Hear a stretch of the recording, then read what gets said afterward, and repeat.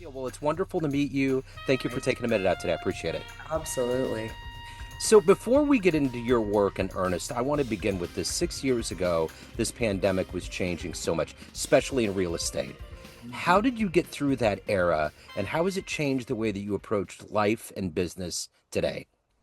Sure. So I am a workaholic. So we were, I was, everyone in my family was fortunate enough that we were, what is it called? We were, um, what is it when you're essential? We were essential Yeah. workers, right? I don't think it was, I remember we brought a listing on the market and it was like a couple days on the market. All of a sudden it was shelter in place. We were receiving an offer the day of on another property during shelter in place. And then I don't think it was a week and we were deemed essential, thank gosh. But the paperwork that accompanied all of that was tremendous and it just changed constantly.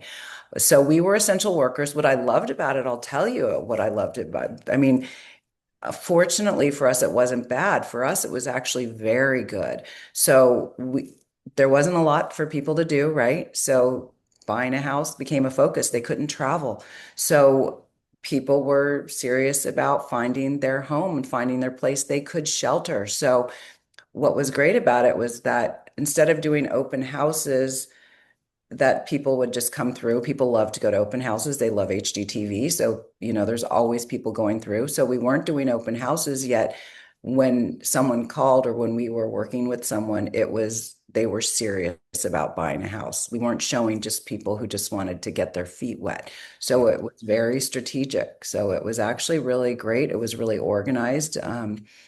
It was not a bad time for us. And we continue to do all the same marketing and reaching out to people. It just was more efficient. So let's dig into everything that you do. There's a lot that goes into your daily diet of professional duties. So I'm going to put you in front of 13-year-olds. It's career day, and the kid in the back of the room wants you to synthesize your life to make sense to their brain. What do you do on a daily basis? I love that. That's so great. And I love mentoring young people. So I would say the one great thing about real estate is you don't do the same thing every day. You get to have a variety of different things that you do. Well, meet my kitty rig. I love that happen. I'm a cat guy, so whenever I see a cat come in, I'm like, all right, you're whistling my tune. That's rigatoni. Leany won't come in the screen, but Riggs, he's all over I it. love it. Rigatoni and tortellini, my Sicilian kitties. Uh, Beautiful. anyway, so the 13-year-old, the great thing about it is that we get to do different things every day. We do not sit behind the desk. We get to meet people. We're always meeting people and building relationships. If you're a kid on the playground and you're meeting people, or you're in a book club, or you're on a sports team, you're meeting people. And those skills, what you learn in team sports and different activities, band practice, whatever it is that you love to do, socializing with your friends on the weekends, that's what we do. We're socializing with people. We get to meet people every day and we can book appointments to meet them, go meet coffee. So we're having a date. Like you might have a date with your friend, or your girlfriend, or your boyfriend, or your playmate, or whatever. We get to do that. So we get to meet people every day. So there's that aspect of it. And then there's the paperwork, which you learn. It's not rocket science. There's just a lot of paperwork. So that's a different aspect. And that's what you can do in your office or at home. And then you get to go out. It's kind of like a puzzle.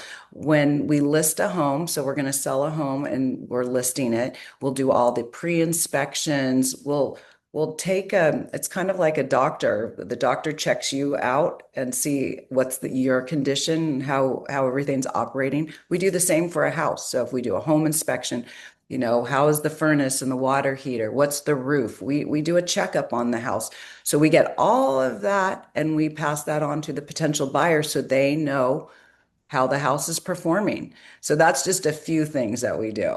That's wonderful. So, when you were that age and you were sitting at career day, what did you want to be when you grew up? What was your dream gig?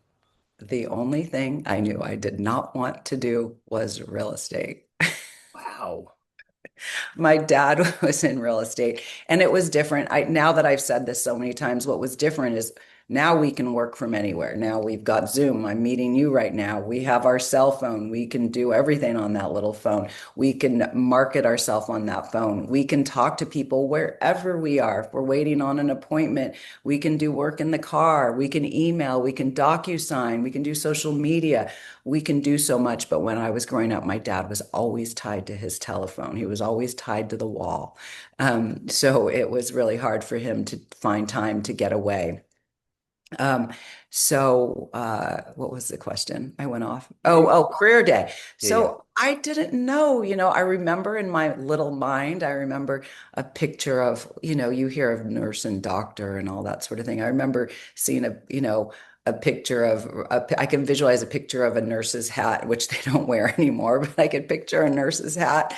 But I do not like blood and I don't like shots, so that didn't last very long. I kind of thought maybe it would, maybe in an attorney, but then when I was old enough to go sit and watch how that works, I just didn't think it was fair. It didn't seem, it's people have lawyers and they could be good or bad and still get off. So I could not wrap my head around something like that.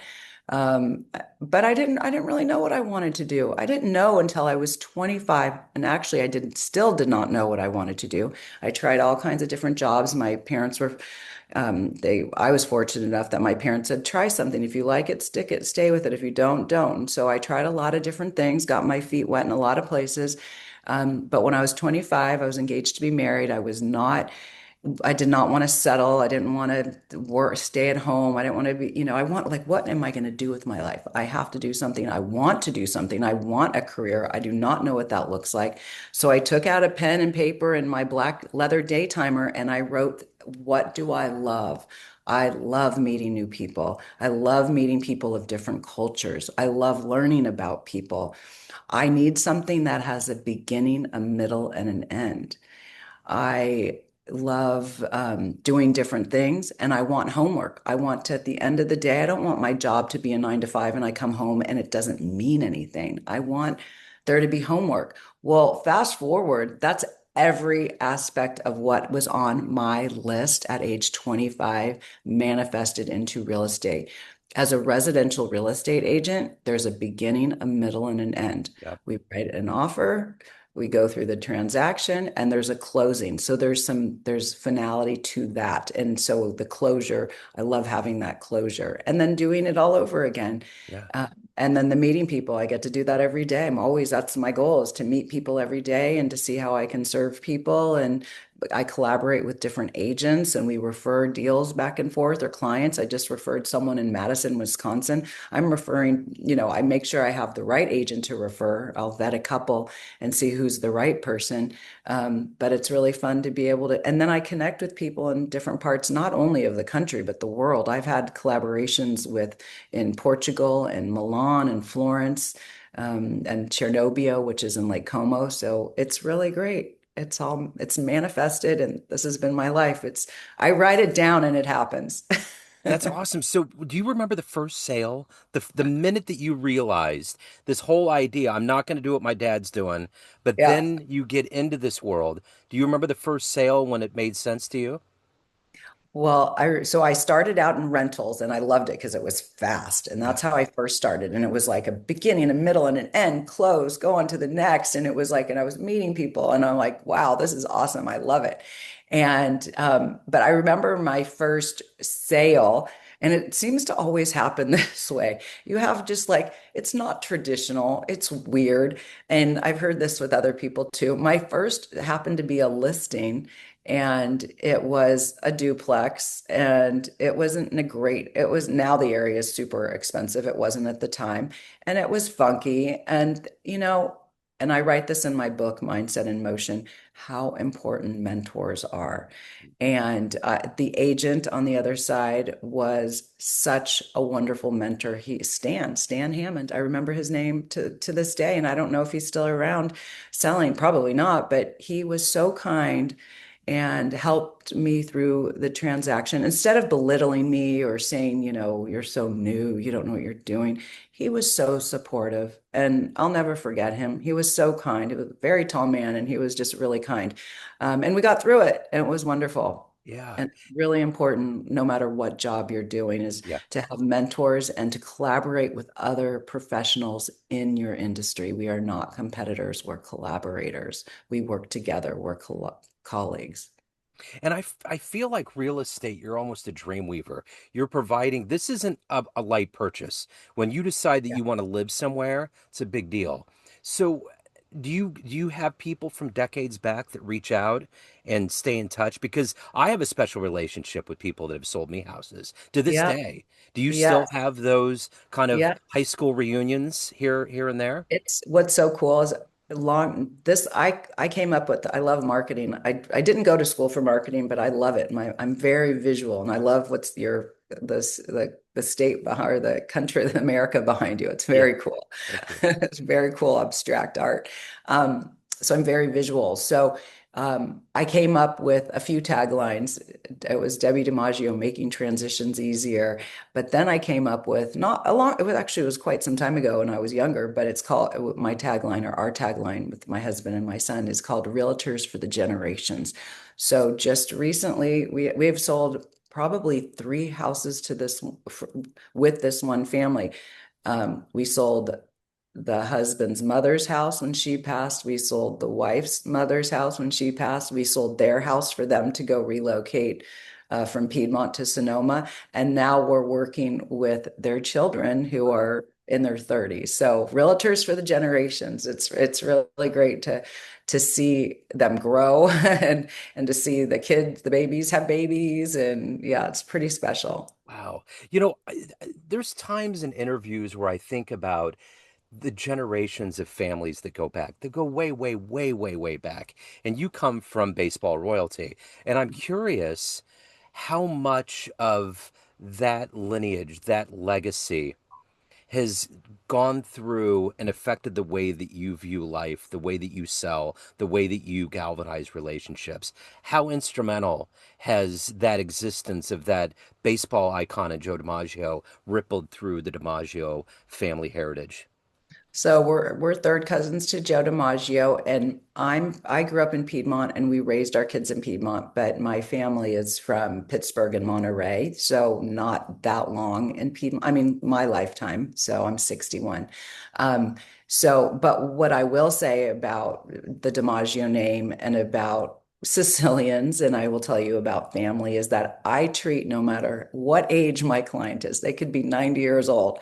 I still treat them like they're family, like they're my son or daughter. I would, and then if I'm working with someone younger, I tend to mother them. I'm like, I don't think this is a great area for you. Of course, it's up to you, but I'm not gonna just sell someone a house wherever I need to give them, whatever the style of the house and the look of the house, that's up to them. But I definitely want to make sure they know where they are and it's safe for them. And if, they want to do that, they can, but I'm not just going to sell them a house just to sell them a house because they think it's the right house.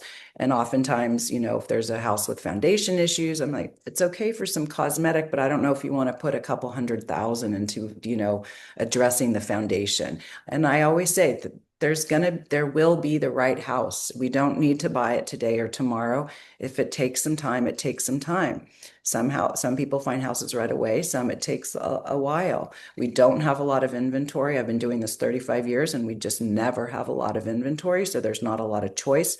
And there's no two homes that are nearly, not even exactly, just nearly alike. They're all 1920s, 50s, 60s. And we don't have any new builds in the Piedmont, Oakland, East Bay area. So I'm curious, I want to go back into your heritage and your family. My family, the one half of it, my dad was full-blooded Italian. One half was from Naples, the other was from Shaka, Sicily. So I've seen pictures and the name Dimino is on storefronts and it's a big deal. Where is your lineage from in Sicily? Sicily. So coincidentally, both my mother and father, my mom and dad met in high school. They were high school sweethearts, but their parents are both from Sicily, and they're both from a little town called Isola, Okay. Isola de Femini, which is, I don't know, 10 minutes from Palermo. Okay. So it's a little village. So when we went back to, my dad did a sister city with Pittsburgh, California, and Isola. I mean, there's a statue, a fisherman statue that they bought and brought over to Sicily, huge. And I mean, when you go there, the town just, they all stop and hang out with you, and you're walking in a big group of people. But it's everyone's related and cousins and this and that. But my family has gone back a number of times. I've been once, and just the welcome reception. And then my son went once and his with his friend, and they went to bed. My parents were still up talking, and it was like Yeah. past midnight. And they would have these huge, like town full of people dinners, not just like a small 12-person dinner, but like the whole town comes. And they've traveled from Pittsburgh to there in big contingencies. But I think I just mother my clients. It's just my nature. I'm over control freak, want to make sure everything's clear and I'm communicating, and they know what's going on, because like you said, it's a big deal to buy a house, buy and sell a house. It's very stressful. Client yesterday, a deal fell out of escrow, and it just happened. The city of Berkeley made it difficult for the buyers, and she was very upset, and she said, "Why do you do this? It's so stressful." I said, "Well, it's kind of like childbirth. You go through it, and you're bummed that it happened the way it happened, and then we get to move you on when it does happen into your next chapter, and you're happy, and we know it'll sort itself out, with the next buyer, and I get to meet you and spend time with you." So it's tough, but it is like childbirth. You forget, and then you're like, "Oh, look at this beautiful baby." Yeah, for sure. So the one thing about your book, Mindset in Motion, I think about the real estate world, and there's been these peaks and valleys. When it crashes, it's bad. When it's Yeah. high, it's good. How do you modulate that level of market force into the psychology of like not getting down, staying in the game, being hopeful? How has that contributed to you as an organism that is successful at being in real estate? Absolutely. We've been through all kinds of markets in the 35 years that we've been practicing real estate. So markets are up and down, and then there's the economy, and then there's the political Uh-huh. situation. So, and then let's say our market also has times that are quiet as well. So let's say we're going into December, and December is kind of quiet. People aren't really moving around so much around the Thanksgiving, Christmas time, holiday time. So that's a time where a lot of realtors sit back and they're like, okay, there's nothing to do. I'm going to take a break. Absolutely not. This is when you get into motion, mindset in motion. You get into motion, meet with your clients and friends for coffee, do activities that you never, might not have time for before. Maybe have a party or something, get people together, get your marketing together, get your CRM together. So it's really, for me, it's the busiest time. That is when I now can be at home getting things organized. So, and the same when the market's changing, you just have to work through it. It's kind of one of the things that's very visual. I'm very visual, just to say, if you're feeling down or the market's got you down, get up, get dressed, get out, and start interacting. When you start having conversations with people, things change. There's a spark that happens. There might be a conversation. You might hear a song on a radio. You might walk into the coffee shop and something happens. You just don't know what will happen. But if you're sitting home, guaranteed there's not a lot going to happen. You're going to be, and definitely don't put on the news, but you can get down very easy if you're just at home sulking. So try to get up, get dressed, get out, feel, and make yourself feel better. But you will have interactions. Things will happen. Yeah. So you had mentioned the importance of mentors, but overall in our lives, we have these heroic forces that exist. Who's been that overall inspiration, that hero that's allowed you to be an anchor to find your voice in this life? Oh, I would say it's my dad and my grandmother. My grandmother Stella, who's my father's mother. She and I've always been an old soul, and I've always liked older people. I've always looked up to older people, and I just like their, I don't know, their aura. And so my grandma always said Debbie was going to go off and do great things, and she's going to take care of us all. And I guess my dad just told me that she said that when I was 5 years old. So I've always been in motion nonstop. And then my dad has always been super supportive, real estate. He's 80, going to be 87, and he's still working in real estate. He's doing a 1031 exchange with like 4 properties right now. He's always doing stuff. Yeah. So, and that's what keeps you young, right? He's 87. He's doing great. His mind is intact. It's like, it's if use it or lose it, Yep. and he loves it. He says that's his golf game, which is true. So I get a lot of that from my dad. My friend said the other day, I don't know if this is bad, he said, but I think your dad treats you like a guy. And I go, well, kind of, I guess. It's not a bad thing. It's just, I love to work, and I love to create. Yeah. So let's say you have a dream tonight. You ran into that 25-year-old version of you on Yeah. that precipice, figuring it out, and you walk into a room and you hit play on a film projector, and there's a 60-second highlight reel of the life you've lived. Would that young version of you believe that your life turned out this way? Would it believe that it Yeah. turned out? I would say yes, because I've always been in motion, and I have always forever. No is not an option. I will figure it out. And I coach on that all the time. You just have to work through it. You have to be persistent. And I've always had that mindset. When I've had my mind set on something, it could be something like when I was trying out for cheerleading. You have no control. There were like 100 girls trying out. Everyone wanted, five people were going to make it. But in my mind, I didn't know what manifesting was back then, but in my mind, I'm like, this is my plan. I want to be a cheerleader. I want to be a pom-pom girl, and you can only do it every other year. And I was like, I mean, I had to be good, but I was like, I am going to get this. I am going to win. I'm going to make it. So now it's not very popular in school now, but it was. And there was a lot of cuts and tryouts, 3 weeks of that. But I've always had that mindset of just to figure it out. When someone says to me, I don't know, to me, that's someone saying, I don't care, because we can find out the answer. We can at least find someone who can help them if it's not us, right? So Yep. I think it's very important not to, it just shows that you don't really care if you don't really try to find out. And especially in real estate, that's easy. You can go to your broker, you can go to so many people to help you find the answer. I mean, immediately when someone needs something, I immediately reach out to our 80 agents and say, does anyone have X?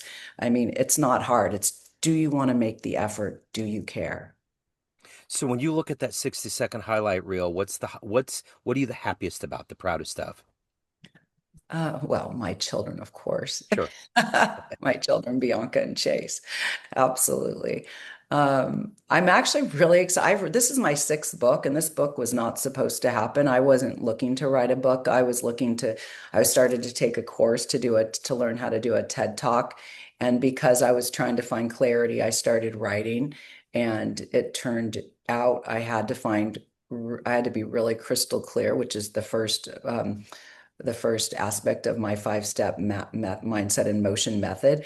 And as I started writing, I said, oh no, I have to be so clear on what I'm going to speak about for 15 minutes. I need to write another book. And I was like, oh no, that's not what the plan was. But I will say, and again, I have to share this because this just happened, but I didn't know how it was going to be, but I really feel like this book is really going to help so many. And I've heard that from other people who've read it. And I just share so many stories that can help inspire people. And I've created this five-step method where I reverse engineered over my lifetime. I only created it last year, but I reverse engineered how I achieved all my goals over my lifetime, and they all fit seamlessly into this 5 steps.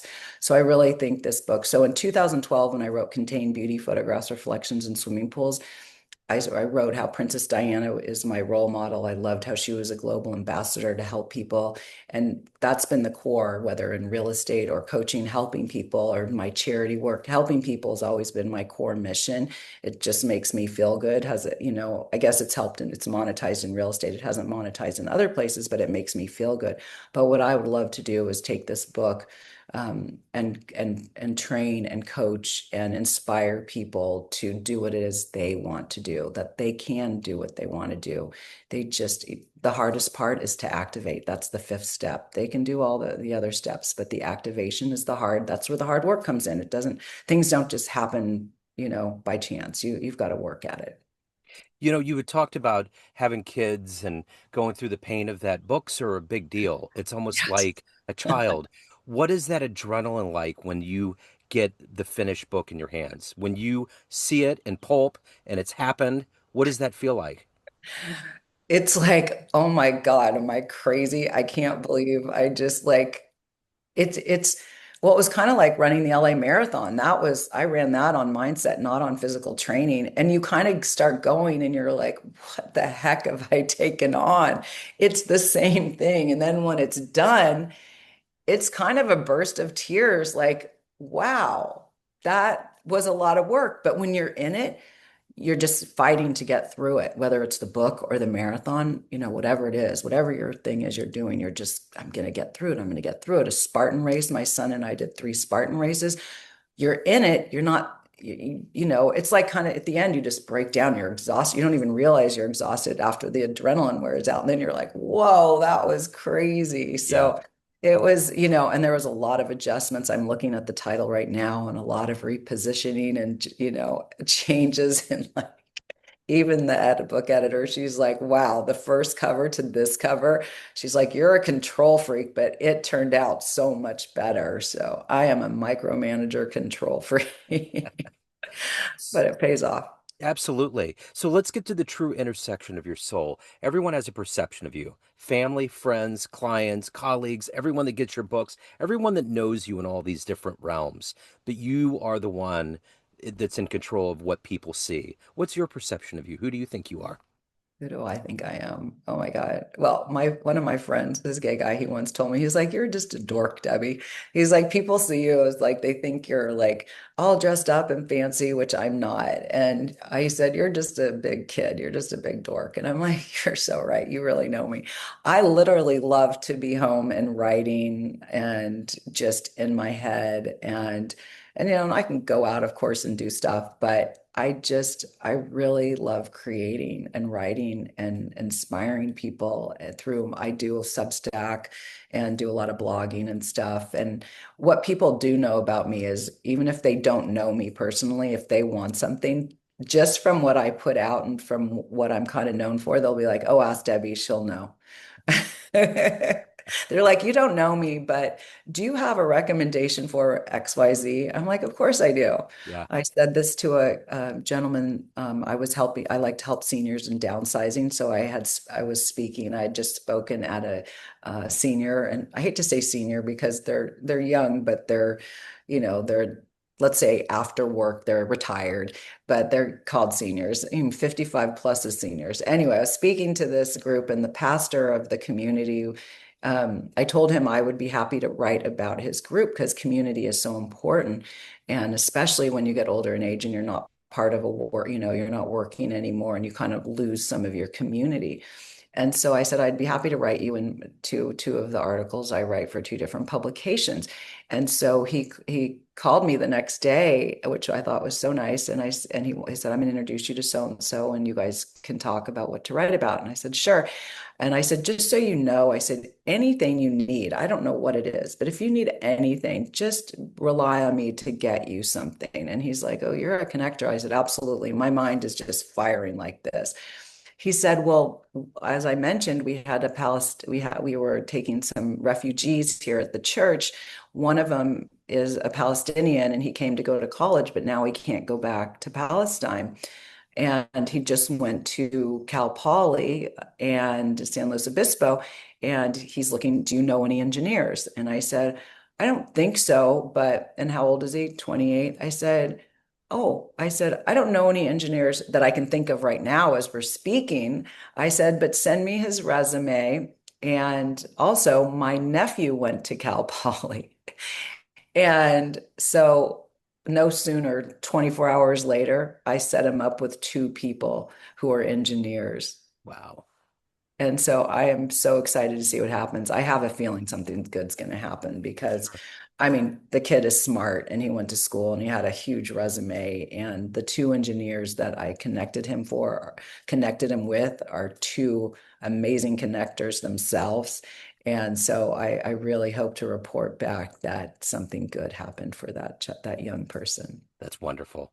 So, if anybody wants to get a copy of Mindset in Motion, any of your other books, they want to reach out, they got real estate questions, any of the good business, where do they go? Absolutely. DebbiDiMaggio.com will take you everywhere. My press, book me, real estate, everything. And that's DEBBI, no E. I changed it when I was in kindergarten because I was always wanting to be different. Yeah. So DebbiDiMaggio.com. And then you can also go to mindsetinmotionbook.com, and that will take you right to Amazon and the other books that are there as well. Excellent. I will put all these links in the show notes. Debbie, this has been absolutely wonderful. Thank you so much for taking a minute out. Best of luck with everything. This has been great. Thank you. Thanks for having me. Thank you. And